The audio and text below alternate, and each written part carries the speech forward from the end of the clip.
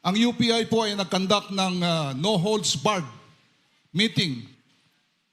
Itong no holds barred, ibig sabihin kumbaga sa boxing pwede lahat, pwede sipa, siko, pwedeng ano yan, na confrontation ito ng mga sundalong ito, ng mga brave 18 sa mga seniors nila, hindi lang mga officers kundi mga generals ng police, military. Andyan po yung mga dati mga for staff.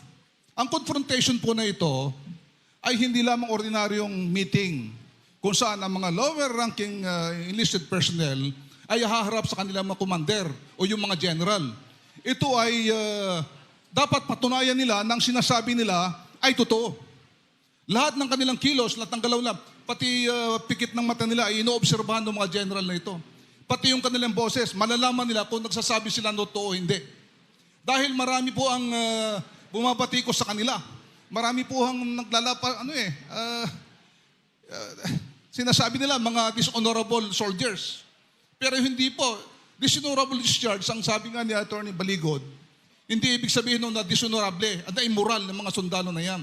Marami po dyan, dishonorable discharge dahil nag-awol. At bakit po siya nag-awol? Dahil may problema sa pamilya, hindi nakabalik sa unit. Kaya ang tawag po doon ay dishonorable discharge. Ngayon, sila nandyan. Bakit sila lumabas? Bakit sila nag-aakusa na ganyan? Bakit sila nagsasalita ng mga matitinding akusasyon sa mga matatas na pinuno sa gobyerno? Hindi dahil sa kumanuman, dahil sila ay mga Pilipino, mga sundalo. Yun ang gusto natin. Bakit sila magsisinungaling? Anong mapapalanan nila kung magsisinungaling sila? Kaya kami sa UPI naniniwala na yung itong mga sundalong ito na nag-aalay ng kanilang buhay, pati yung pamilya nila, ay nagsasabi ng totoo. Ito ang dapat malaman po ng buong sambayan ng Pilipino. Kaya ipagpatuloy po natin. Kaya wala man po dito yung mga senador, hindi man po natuloy yung ating Blue Ribbon Committee. Ang suggestion ko kay Congressman Mike sa kay Attorney Baligod, ituloy lang po natin, okay? I-convert nating People's Tribunal, People's Court o People's Hearing na tulad dito.